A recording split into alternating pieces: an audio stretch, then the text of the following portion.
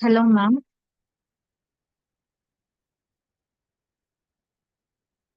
Hello, ma'am.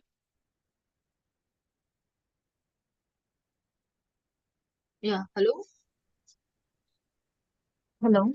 One second, ma'am. Yeah, am I Uh, audible? yes, ma'am. Yes, ma'am. Okay. Yeah,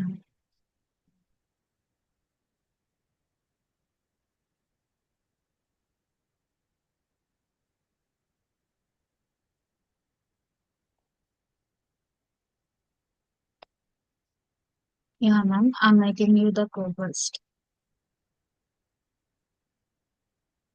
Ma'am, now you can share the screen, ma'am.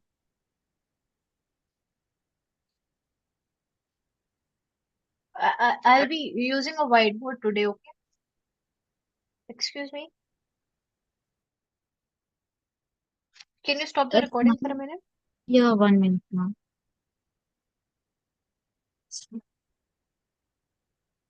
Yeah, I was saying I'll be using a whiteboard today, okay? Because I was sent Oh, the notes like just 2 minutes back, so I haven't even seen them now. oh, one sec. Okay, ma'am.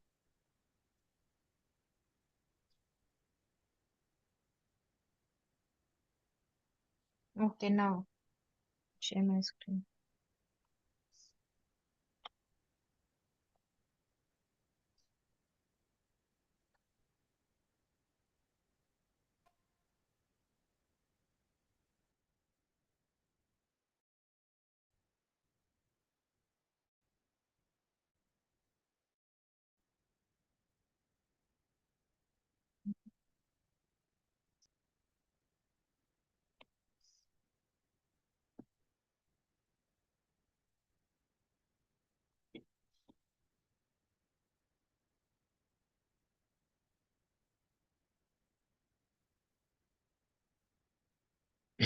Okay. Good evening. Welcome to our exam mastery live classes. So today we'll be talking about plasma proteins. So this series is based on rapid revision of all important questions. We'll be covering all the volatile quick facts and all the high yield topics in this series. So for today's class, that is plasma protein. This is basically a clinical topic, and we'll be taking it into two parts: long question and answers and short question and answers. So in the long question and answers, we'll be talking about the functions of plasma protein and its.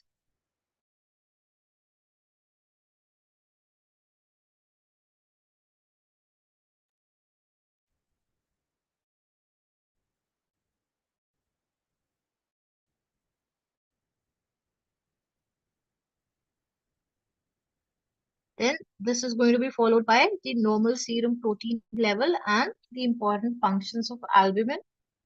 Then we do globulins. In this short question and answers, we'll be talking about how the plasma proteins are separated, dense zone proteins, and its clinical. So introducing you to the core features of Oracle.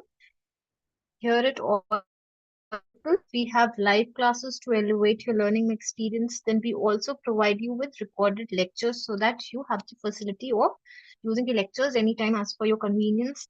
Then latest CBME syllabus. Apart from that, we also give you a question bank which will be having MCQ so that you're able to judge your knowledge. Then here at Oracle, we have three different subscription plans. That is the basic, which is for 3 months and comes at 15,000. Then we have the standard plan, which is for 6 months and comes at 30,000, followed by the mentorship plan, which is for 12 months and comes at 50,000. So in the mentorship plan, you'll also be having personalized guidance one-to-one and you'll also be provided with notes. Okay.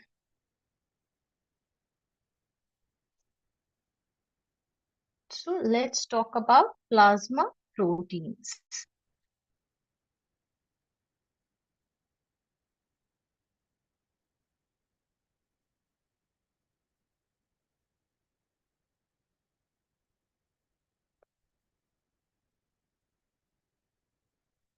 So when I say plasma proteins, the first thing is you should be having an idea that what component of the blood we're talking about. Okay, so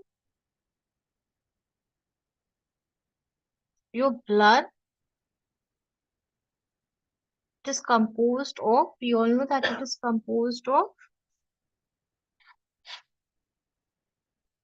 plasma and it has formed elements.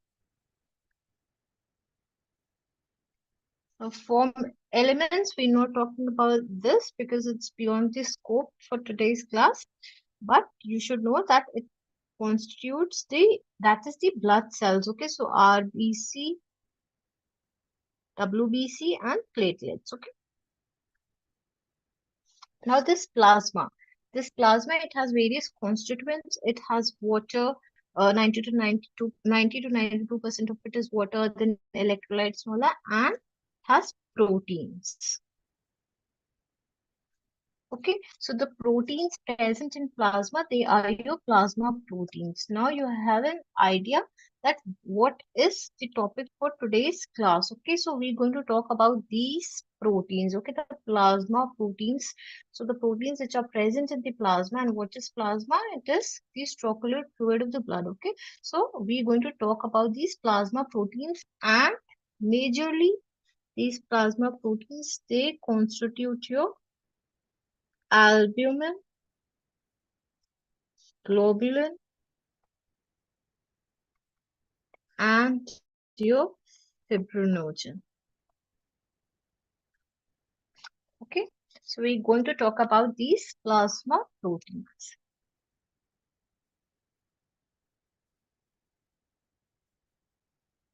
So now what happens is, if you do first, let's talk about the separation. Okay, so the separation of plasma proteins. So talking about the separation first, so what is employed? Electrophoresis. Okay, so electrophoresis is carried out, you will see, and this electrophoresis is carried out by using a cellulose acetate matrix. Okay, so you're going to use a cellulose acetate matrix as a supporting medium, and then what is going to happen? You're going to carry out electrophoresis. Okay, so after electrophoresis, you will see that you get 5 bands. Okay, so 5 bands are obtained, and it's going to look like this.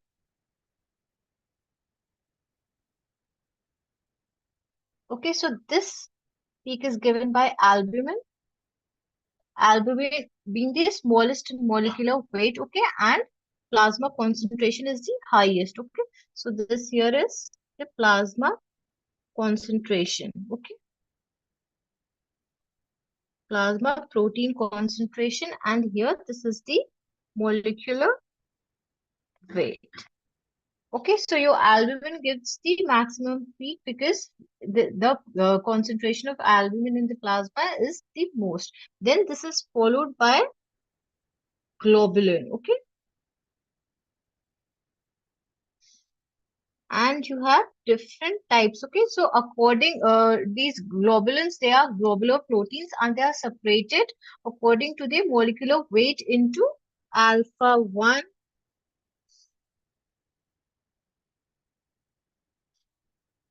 alpha 2, beta, and gamma. And this gamma globulin here is your immuno.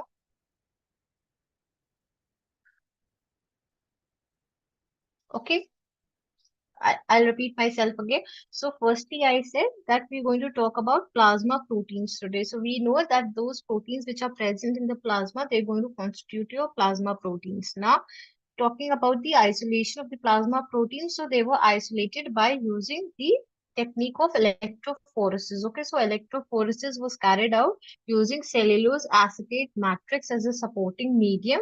Now, on carrying out the electrophoresis, it was observed that 5 bands were obtained. Okay, now these 5 bands, they were of albumin and globulin. So globulin, according to its uh, relative molecular weight, it was separated into various bands, that is alpha 1 globulin, beta 2 globulin, alpha 2 globulin, beta globulin, and gamma globulins. And these gamma globulins, they are going to be your immunoglobulins. Okay. Now talking about the general characteristics of plasma proteins. So some generalizations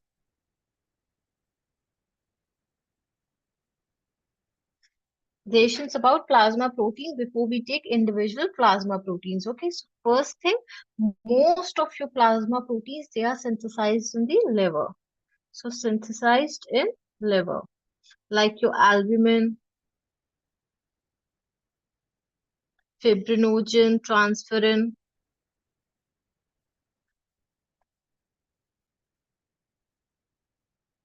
So most of your plasma proteins, they are synthesized in the liver with the exception of two plasma proteins which are not synthesized in the liver. What are they? They are your gamma globulins, okay?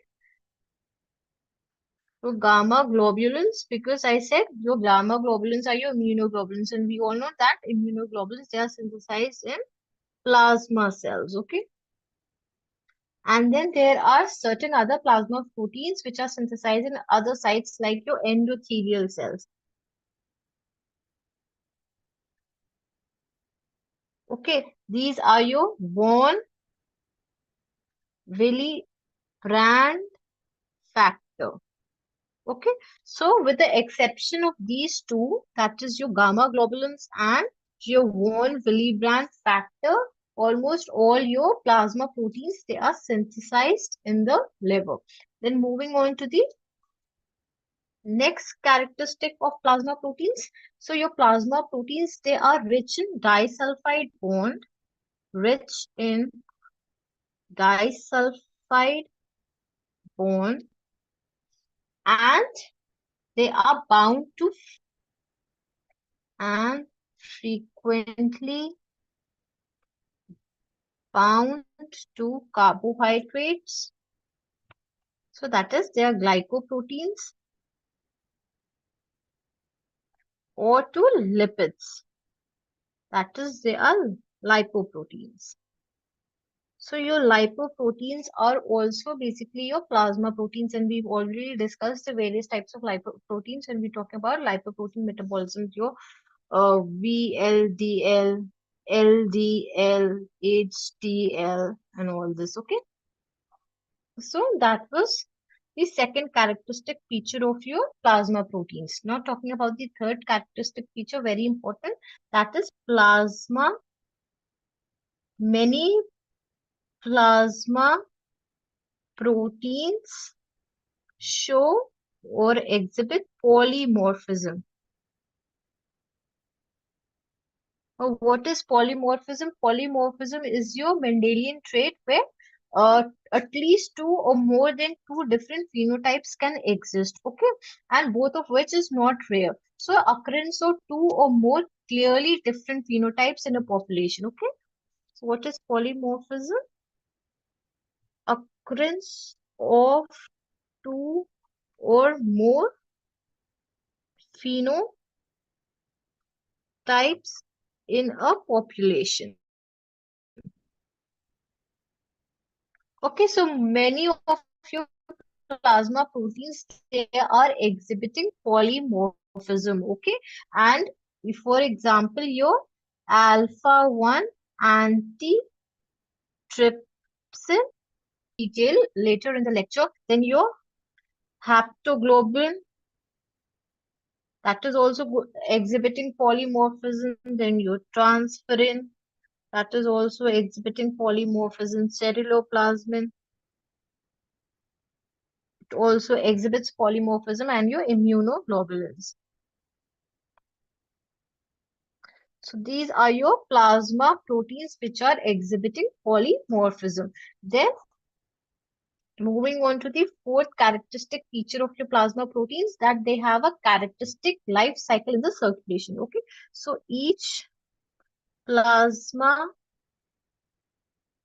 protein has a characteristic half life in the circulation. So what do you mean by half life?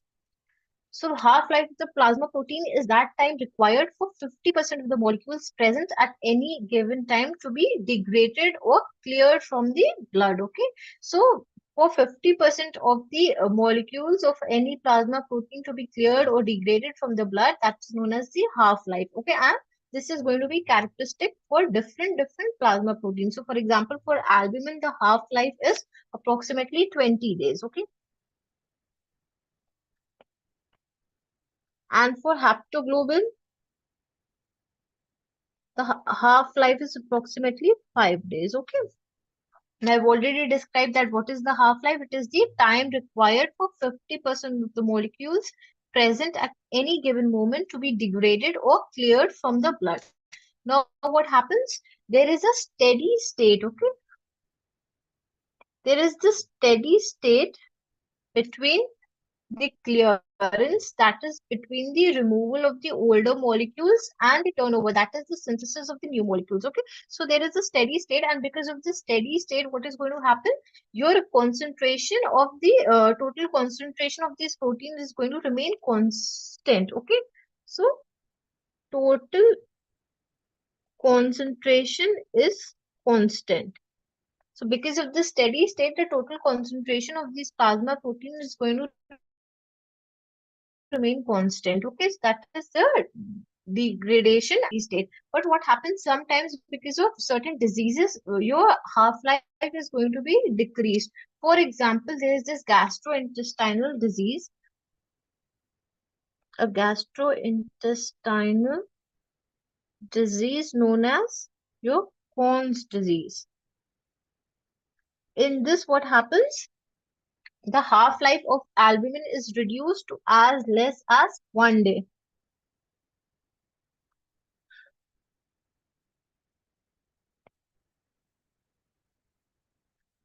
Okay, so in certain diseases, the half-life is of the plasma proteins is reduced. For example, in Crohn's disease, like I told you, the half-life of albumin is reduced to less than as little as 1 day. Okay, so these were the characteristic features of your plasma protein. Firstly, they are synthesized in the liver, almost all of them, the exception of gamma globulins and your one Willebrand factor. Then they are rich in disulfide bonds, and your plasma proteins are not always just simple proteins. They are also complex proteins like your glycoproteins and lipoproteins. That is, they are conjugated with carbohydrates or lipids. Okay, then any of the plasma proteins, they are exhibiting polymorphism.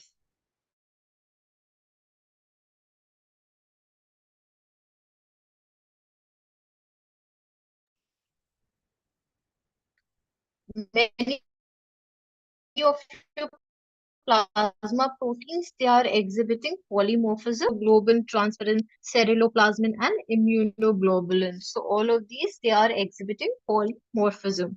Then your plasma proteins, they all of them have a characteristic half-life. Okay, what is half-life? That is the time required for 50% of the molecules present at any given moment to be degraded or cleared from the blood. So for albumin, the half-life is approximately 20 days, and for heptoglobin, for example, the half-life is 5 days. But sometimes what happens, because of certain diseases, what is going to happen?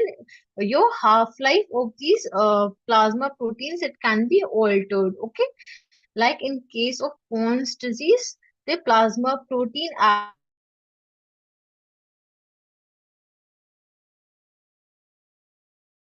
it can be altered to approximately 20 days. Now we're going to talk about individual plasma proteins. Okay, so let me enlist the important plasma proteins. Important plasma proteins. So the first one we'll be talking about is albumin. Then we'll talk about heptoglobin. Okay, then the next important plasma protein that we'll be talking about is transferrin. Okay, there was some network issue. So I am continuing features of plasma protein. We've discussed what plasma proteins are, where do you find them. So there was some connection.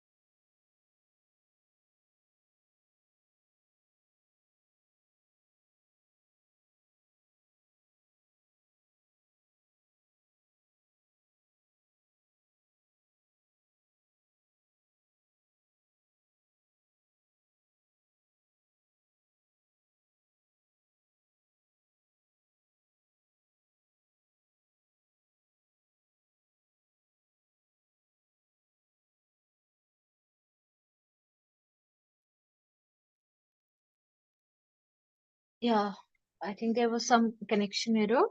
Really sorry for the inconvenience. Okay, so I'll just recapitulate quickly. So we spoke about plasma proteins, that what element of the blood we're talking about. So we're talking about those proteins today that are present in the plasma. Then I described about the general characteristic features of plasma protein, that they synthesize in the liver, they exhibit polymorphism and all of that, that they have a characteristic lifespan. Then they are basically rich in disulfide bonds, and they are either glycoproteins or lipoproteins. Some of them can be glycoproteins or lipoproteins. Okay, so we've discussed the general characteristics of plasma protein.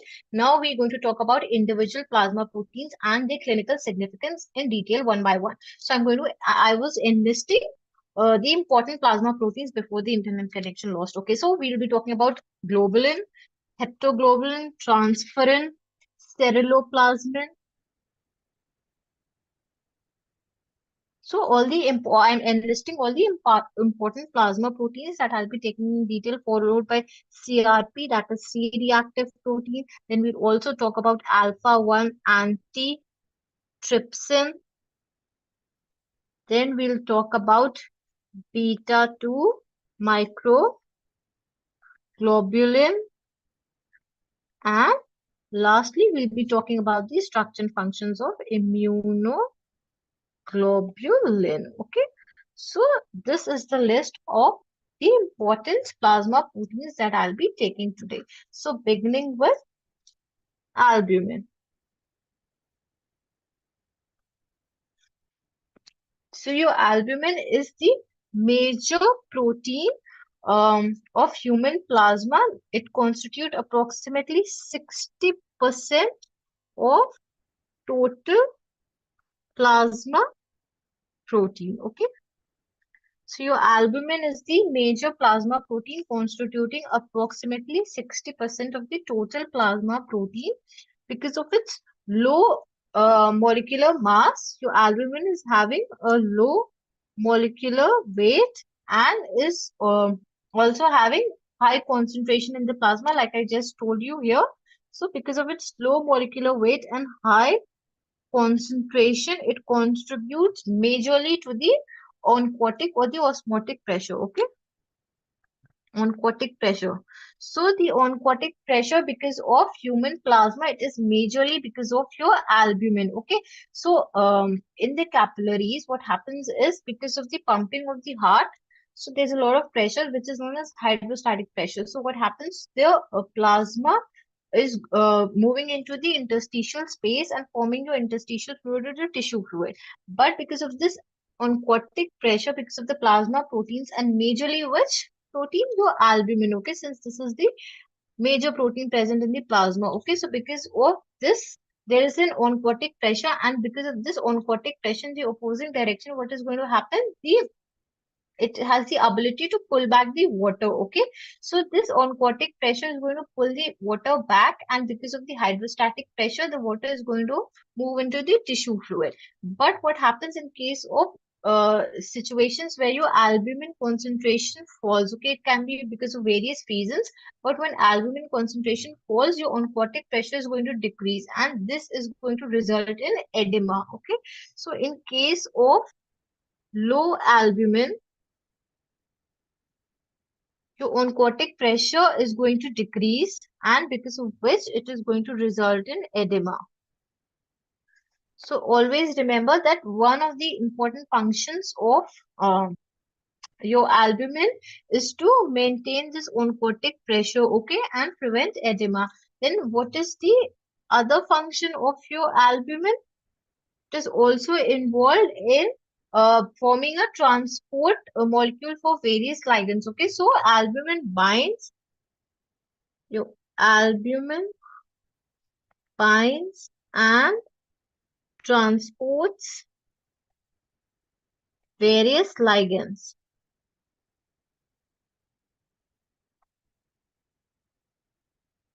like your free fatty acids, calcium, and steroid hormones.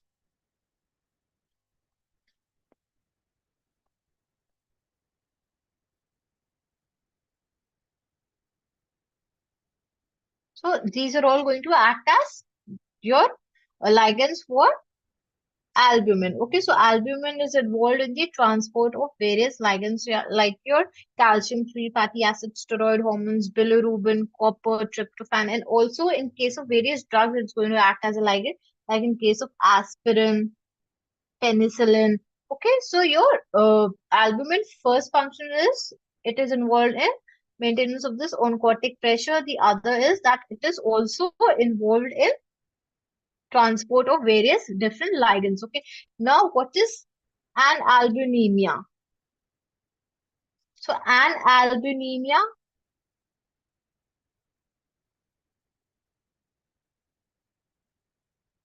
what happens in certain persons because of genetic mutations, your albumin may be less or a plasma may be completely devoid of albumin. Okay, so that is known as albuminemia. That is, your plasma is completely devoid of albumin. So individuals whose plasma is completely devoid of albumin. So that is known as albuminemia. Okay, this is maybe because of genetic mutations. Okay, so because of genetic mutations, their liver is unable to synthesize albumin. Okay, but surprisingly, in these patients, your edema will not be seen, or moderate edema will only be present. Now, there are certain diseases where decreased albumin can be seen, like in case of your liver diseases. Okay, so because your liver is synthesizing albumin, so in case of certain liver diseases also, your albumin is going to decrease. So your albumin globulin ratio is going to decrease, and in case of chronic liver diseases, and it is also going to decrease in case of kwashiorkor, because in kwashiorkor also we know that your protein is big because of protein malnutrition. What is going to happen? Your protein content is going to be low, so albumin is going to decrease even in case of kwashiorkor. Okay, so that was about albumin. So we discussed the important functions of albumin. What are the important functions that I told you? That firstly, it is going to contribute to the oncotic pressure. Okay. So it is going to contribute to the oncotic pressure, and because of which it is going to prevent edema. But in case if the concentration of albumin falls low, falls below 20 gram per liter. Okay, if the concentration of albumin is below this, then what is going to happen? It is going to lead to edema. Then, secondly, it is also going to act as a transporter for various ligands. Okay, like your free fatty acids, calcium, steroid hormones, and aspirin, all of these, they are going to be transported with the help of albumin. So, we've taken albumin, very important. Now, let's talk about hepatoglobin.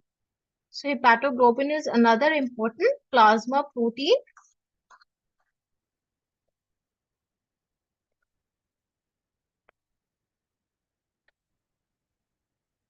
Okay, so talking about hepatoglobin, so what is happening? Your RBCs, when they are damaged, the hemoglobin in them, it is basically used for the recycling of iron, but approximately 10% of the RBCs hemoglobin is released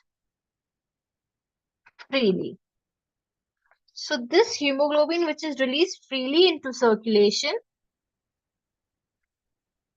this is known as extracorpuscular hemoglobin. If you remember when we talking about iron homeostasis, so we said the source of iron in the body is two sources. One is through recycling. Okay, the macrophages is going to take your uh, hemoglobin from the RBCs, okay, and then they're going to be acted upon by heme oxygenase and all that converted. You're going to get your iron and all that. So that was one way of getting iron recycling, okay. The other was through diet, okay. Now I'm saying that 10% of the RBCs hemoglobin, it is not going into recycling. Rather, what is going to happen? It is going to be released freely in the circulation, okay. So it is released freely in the circulation, and this is known as this hemoglobin, which is released freely in the circulation. It is known as extracorpuscular hemoglobin. Now, this extracorpuscular hemoglobin, it can damage the kidney because it is too small and it can pass through the glomerulus and form damaging precipitates in the tubule. So, this extracorpuscular hemoglobin, it can damage the kidneys.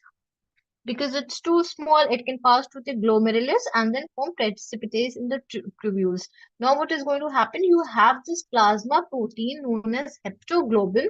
This heptoglobin, it is a glycoprotein. That is, it is a protein which is having carbohydrate substitutions. Okay, so this glycoprotein, which is heptoglobin, this is going to bind to this extra corpuscular hemoglobin. Okay, so I'm representing this with EHB. Okay, so this heptoglobin, it binds to this extracorpuscular hemoglobin and it forms a large complex which cannot. So this is going to form a large complex, and this complex, it cannot pass the glomerulus. Cannot pass glomerulus. Okay, now what happens? This is going to act as a protection for the kidneys. Okay, so this heptoglobin, it is involved in protecting the kidneys. So it protects the kidneys, and also it reduces the iron loss associated with extracorpuscular hemoglobin. So it reduces iron loss associated with extracorpuscular hemoglobin. Okay, I hope you're understanding what I'm trying to say. That 10% of the RBC's hemoglobin is released freely into the circulation, which is known as extracorpuscular hemoglobin. This extracorpuscular hemoglobin is very damaging for the kidneys. Okay, they're going to form precipitate in the tubules because they're filtered from the glomerulus.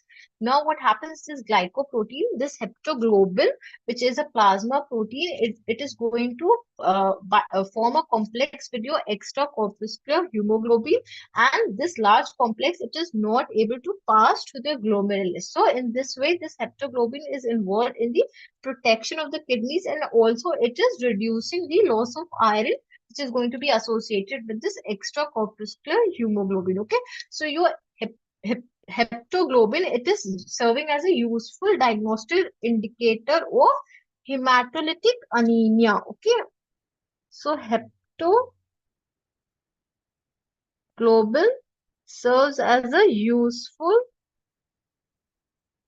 diagnostic indicator of hemolytic anemia. How? In hemolytic anemia, we all know what is happening in hemolytic anemia. There's hemolysis of the RBCs, okay, and because of which a lot of hemoglobin is going to be released, okay.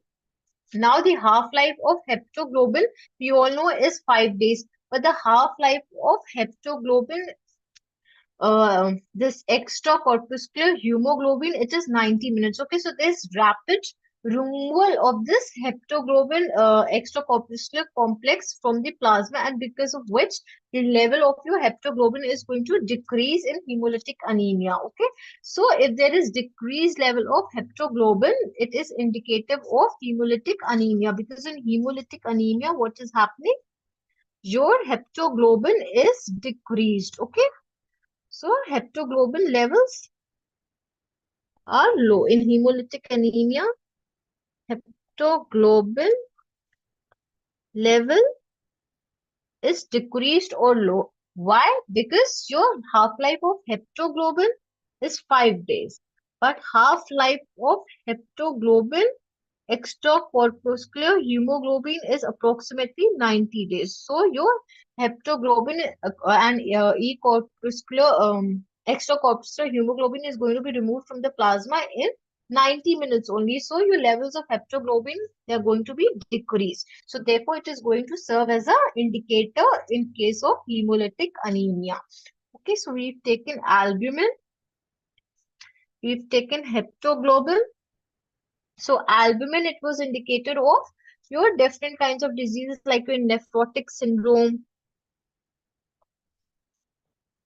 then other conditions in which albumin can be decreased, like in case of severe trauma, injuries, burns, okay.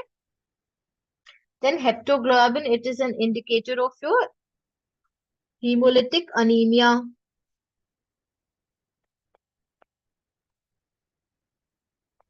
Now let's talk about transferrin. Okay, so your transferrin, it is an iron transporter in the blood.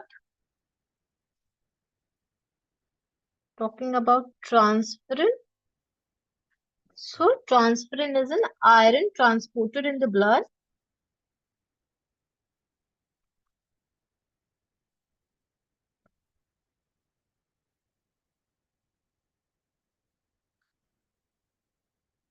It is a plasma glycoprotein.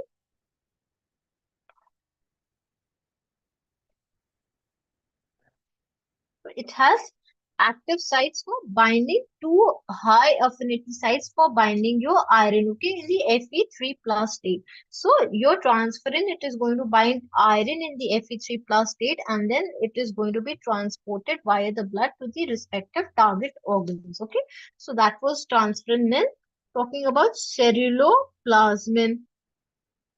So we've studied about ceruloplasmin on two previous occasions. That was when we were talking about copper during mineral metabolism, and also when talking about iron metabolism. So your ceruloplasmin, it is a copper containing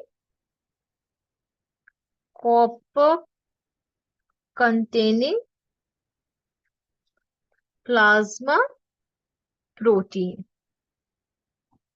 which is synthesized in liver. Like we've already discussed that almost all the plasma proteins are synthesized in the liver. Now, this is a ferry oxidase, okay? So it is converting iron in the Fe2 plus state into Fe3 plus state, okay? And then this Fe3 plus, because your transferrin, it is having high affinity sites only for Fe3 plus. Okay, so your iron which is coming from the diet is in Fe2 plus form, or that which is coming from the hemoglobin in the macrophages in the Fe2 plus form. So that is converted into Fe3 plus form so that can bind to transferrin. So you have this ceruloplasmin perioxidase. Okay, so this ceruloplasmin, it is a copper containing plasma protein which is a perioxidase, and it converts your Fe2 plus iron into Fe3 plus form. Okay, now talking about CRP. CRP, the full form is C-reactive protein.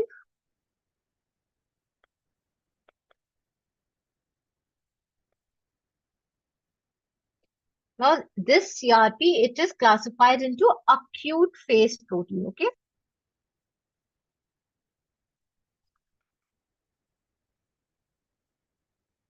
and what are acute phase proteins?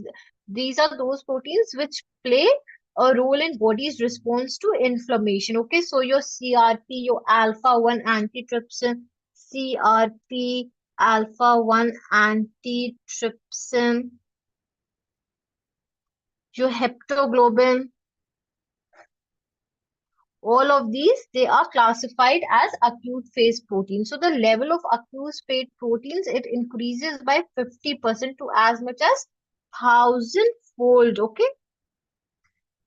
during chronic inflammatory states or in cancer patients. Okay, so the level of acute phase proteins, it increases by 50% in case of chronic inflammation,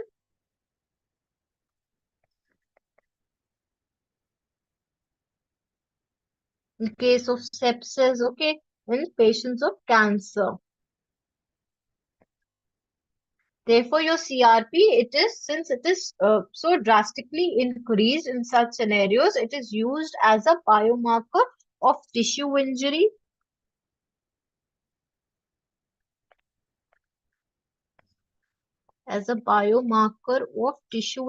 infection,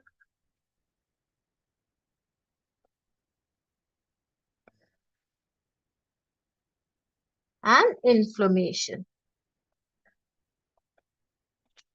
Okay, so that was about C-reactive protein. Now talking about alpha 1 antitrypsin.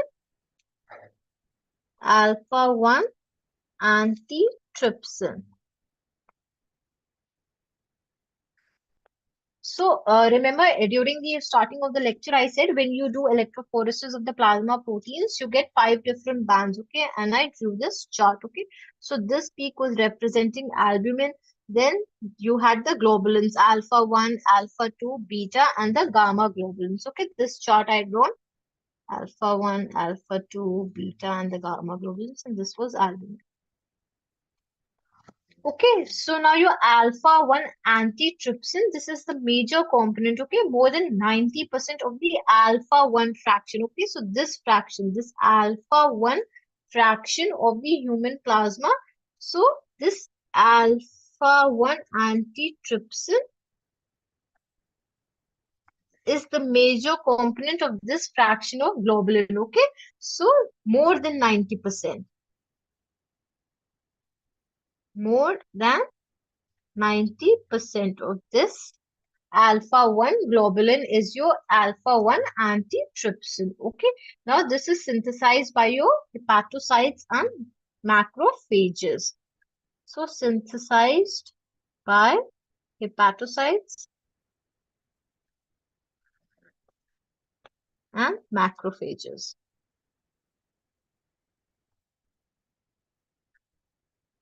And what is this alpha 1 antitrypsin? This is a principal serine protease inhibitor. Okay, so it is a serine protease inhibitor. Okay, so I'll break this term for you. Firstly, what is protease? Proteases, we all know these are enzymes that degrade your protein. Now, what do you mean by serine protease? Serine proteases, these are those proteins which are involved in the breakdown of or cleavage of peptide bonds. That is, they are degrading your proteins. But the serine is going to be present in the active site of such proteases. Okay, so serine serves as the nucleophilic amino acid in the enzyme's active site. So these are your serine proteases. Okay, now so alpha 1 antitrypsin is one. It is the inhibitor of such serine proteases. So serine proteases, they are involved in the breakdown of your proteins, and your alpha 1 antitrypsin, it is going to inhibit such serine proteases. Okay. Now, uh, I had in the beginning of the lecture made this chart where it described the components of the blood. Okay, so your blood, I said it was having plasma and it was having formed elements or the cells of the blood. And then I said in this formed elements you have RBC, you had platelets, and you had WBCs. Okay. Now, these WBCs, they are again divided into, if you remember, in your class 12 standard and all this is very basic biology. Okay, so your WBCs, they had A granulocytes and they were divided into granulocytes. So your granulocytes, if you remember, we said that neutrophils, basophils, and eosinophils and mast cells, these are the major granulocytes we have. So these granulocytes are also known as polymorphonucleo leukocytes. Okay, anyways. So these granulocytes basically just know that they're having granules which has enzymes and that are released during infection, allergic reactions, inflammation, asthma. So these granulocytes, they have granules, and these granules, they have enzymes. Okay, and these enzymes, they are released in case of allergic reactions, infections, and inflammation and all that. Okay, asthma. Now what happens, these enzymes, they are basically uh, they have the activity of these enzymes is that they're going to control your infection and all that, but their activity should be regulated. Okay, so that they do not attack the normal tissues. And this regulation of these enzymes, this is brought about by alpha 1 antitrypsin. Okay, so alpha 1 antitrypsin provides one of the type of protection against these enzymes. Okay, so these enzymes that are present in the granules of the granulocytes, which are involved in protecting your body. Okay, but so that they don't go overboard and don't start attacking your normal cells, you have to keep a check on them. Okay, so your alpha 1 antitrypsin provides one type of protection against these enzymes. Okay, now it's going to be very clear to you the role of alpha 1 antitrypsin. That's why I took the pains of explaining it to you that what are they going to act against. Okay, what proteases they are going to act against. Okay, now coming back to our alpha 1 antitrypsin, and I said that it is a serine protease inhibitor. So now what is going to happen? These proteases which are present in your WBCs, they are going to be inhibited by your alpha 1 antitrypsin. Now let's get on to the genetics of this. Okay, so what is going to happen? There are 75 different polymorphic forms of this alpha 1 antitrypsin. Okay, so the normal, there is this PI gene. Okay, so this PI gene, this is a protease inhibitor. Okay, this PI gene, which is a protease inhibitor, it has 70 different varieties. Okay, so 70 different varieties are present of this protease inhibitor gene, that is PI gene. Now listen very carefully, okay, because this might get a little complicated. So I'm saying that this alpha 1 antitrypsin, it shows polymorphism. This was one of the general characteristics that we studied about plasma proteins. Okay.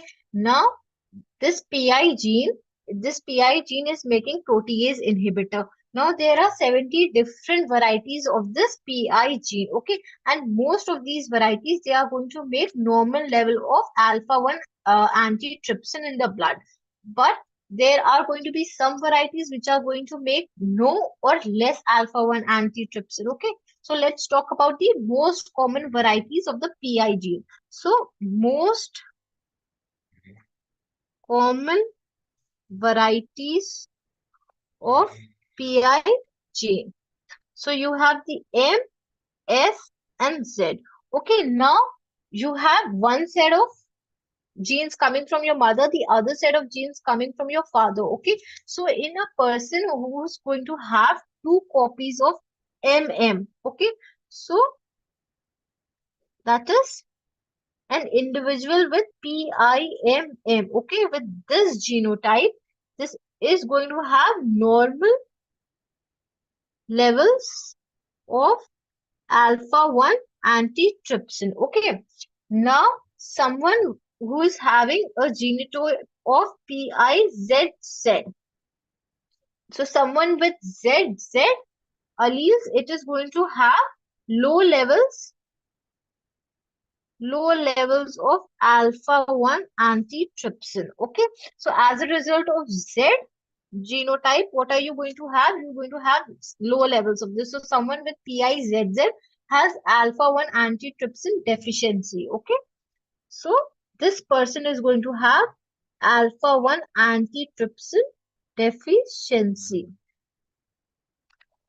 Now someone with the genotype PIMZ, okay, that is having one M variety and the other is Z variety. So this is going to be a carrier of alpha 1 antitrypsin deficiency.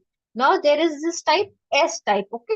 So S type is going to result in a slightly reduced levels of alpha 1 antitrypsin. So someone with PIMS, okay. So this person with PIMS is going to have uh, your alpha 1 antitrypsin levels is going to be less than with someone with MMG, but it is going to be more than with someone with PIMZ gene, okay? Because S is going to produce a slightly reduced levels of alpha 1 antitrypsin, unlike Z, which was causing alpha 1 AT deficiency. Okay, so I hope the genotype is clear. Okay, so your alpha 1 antitrypsin, it is exhibiting polymorphism. So the PI gene, which is going to produce the protease inhibitor, it is going to have 70 different varieties. So someone with MM form is going to have normal levels of antitrypsin. Someone with ZZ is going to have alpha antitrypsin deficiency. Okay, and someone with PM PIMZ is going to be a carrier and someone with MS is going to have alpha 1 antitrypsin levels less than what someone with MM genotype, but more than with someone with MZ genotype. Now, what is going to happen? Let's talk about emphysema. Like I said, what is emphysema? This is a disorder in which your alveolar sacs, they're expanded. Okay, so there is shortness of breath in this disorder. So now what is going to happen? Like I said, your serine proteases, okay? Your serine proteases, for example, you can take your trypsin, your elastase, okay? So your elastase is a serine protease which degrades the protein elastin, okay? And elastin, we know this is present in all those tissues in our body, in all those organs in the body which need stretchness, okay, which they need to stretch and then come back to the original shape like in the lungs, okay.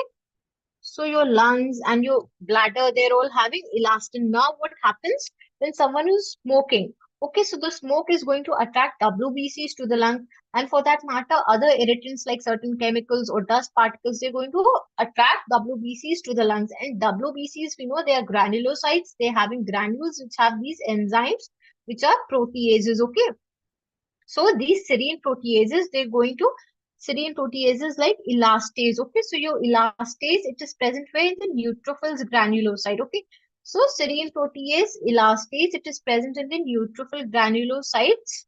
Now, what is going to happen? This elastase, it is going to degrade the elastin present in the lungs. Okay, and as a result of which your alveolar sacs, they're going to be expanded. Okay, now how is it going to happen? Because your smoke,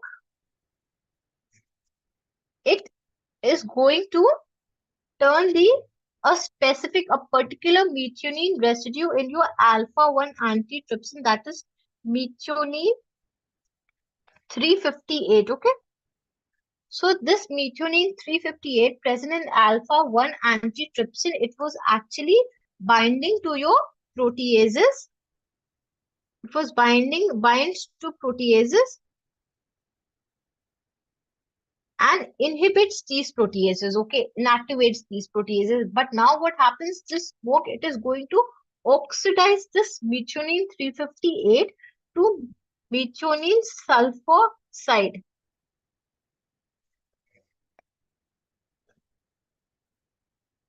Okay, now because of this methionine sulfoxide, what is going to happen? To alpha 1 antitrypsin is inactive. Now, alpha 1 antitrypsin will not be able to bind to your proteases. It is not going to act as a serine protease inhibitor, and as a result of which these proteases, here in this case, elastase is going to act on elastin, and it is going to lead to lung problems like emphysema. Okay, I hope this was clear.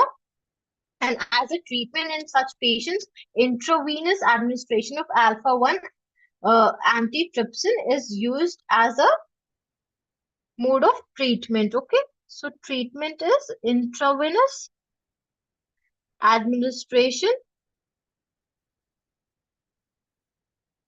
of alpha 1 antitrypsin. Okay, so I'll quickly recapitulate this before we move forward.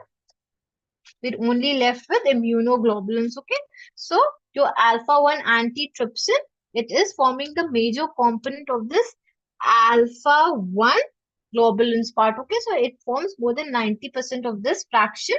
Now it is synthesized by your hepatocytes and macrophages, and it is a principal serine protease inhibitor.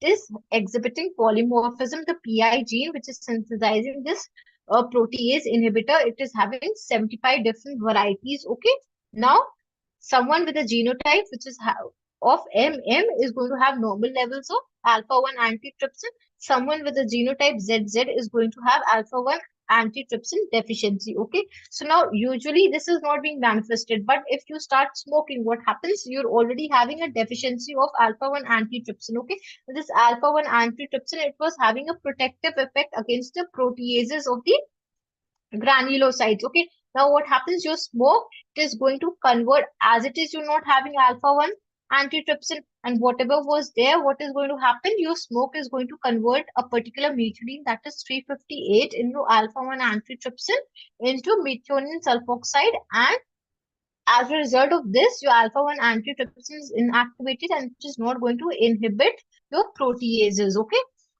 and someone who's having a genetic deficiency of alpha 1 antitrypsin, what is going to happen? This protection is not going to be there in such persons. Okay. Otherwise, what was happening?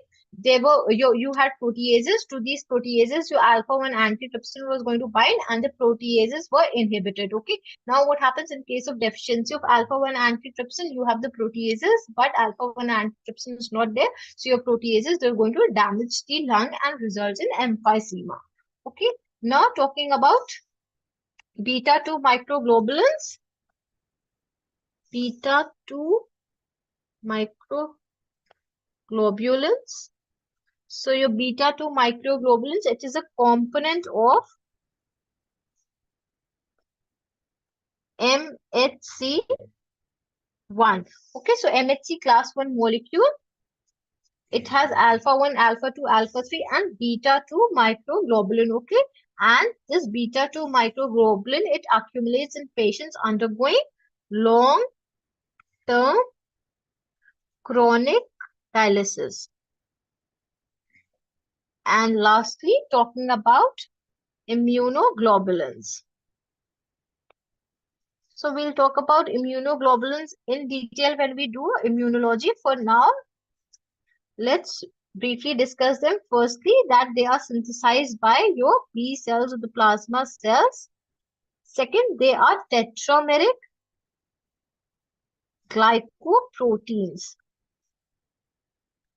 That is, they are having, along with amino acids, they are also having carbohydrates attached to them. Okay, talking about the structure of your immunoglobulins, so they have identical heavy chains. Okay, so they have two identical heavy chains, this, and they have two identical light chains like this. Okay, so the heavy chains and the light chains, they are joined together by single disulfide bonds. I've shown here in blue. And the two heavy chains are joined to each other by 1 to 5 disulfide bonds. I've shown here in yellow. Okay.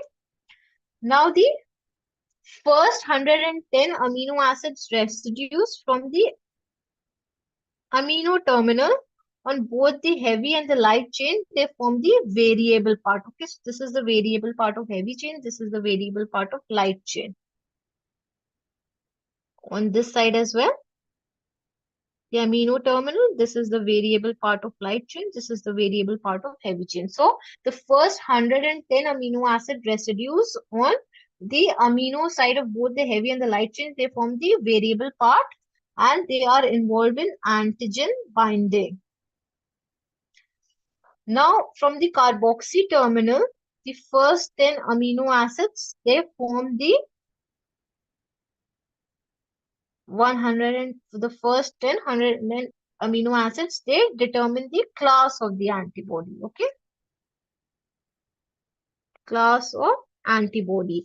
And the class of the heavy chain is actually going to determine the class of the antibody. So you have 5 different types of heavy chains, that is mu, epsilon, delta, gamma, alpha. Okay, so depending on this, if the heavy chain is mu, so the class of the antibody is going to be IgM.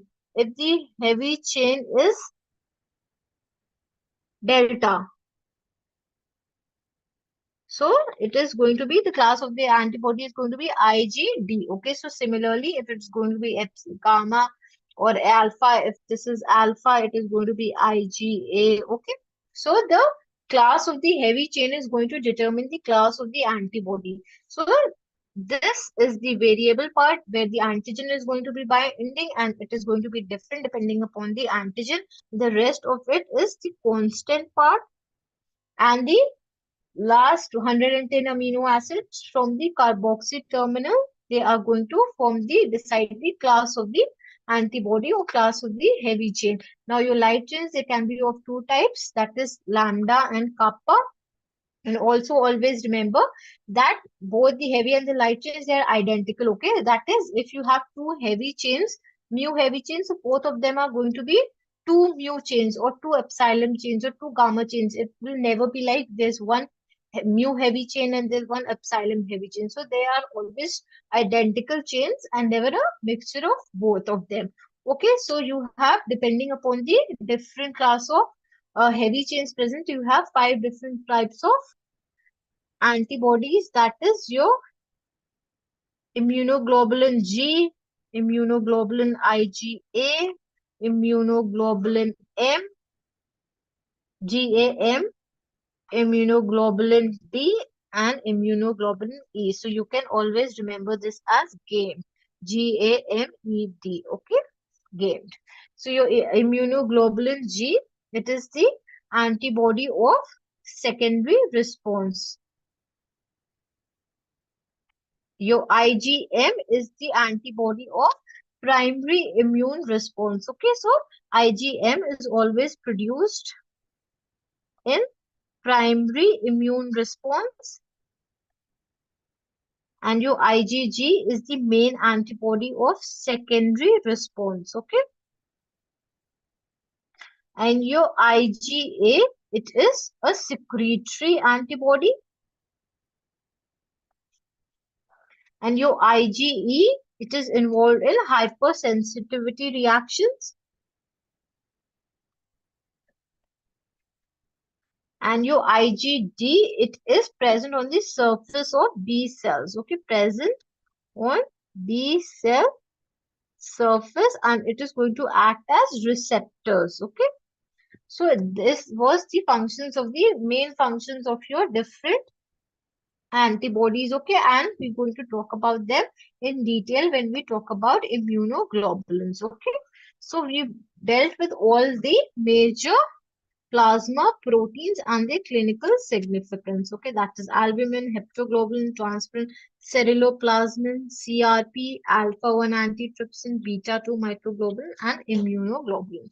So we've dealt with all the important uh, plasma proteins. Now, before I end the lecture, there's something known as Benz Jones proteins. Okay, so what is Benz-Jones proteins? These are light chains of immunoglobulins excreted in urine in case of multiple myeloma. So what is happening is that these Benz-Jones proteins, they are rarely found in the urine usually, okay? But if they are present, they are indicative of multiple myeloma, okay? So they are indicative of multiple myeloma. What is multiple myeloma? It is the cancer of the plasma cells. Okay, these are the light chains of immunoglobulins. Light chains of immunoglobulins excreted in urine. Okay, in multiple myeloma. Okay, so your immunoglobulin light chains, which are also known as paraproteins, they are produced by neoplastic cells. Okay, so they usually the urine is not having these benzoyl proteins, but if these benzoyl proteins they are detected in the urine, then it is indicative of multiple myeloma. Okay, so with this we come to the end of the lecture. I hope it was useful and you've enjoyed the lecture. So if you have any queries, you can send them. So tomorrow we'll be talking about heme synthesis and porphyria.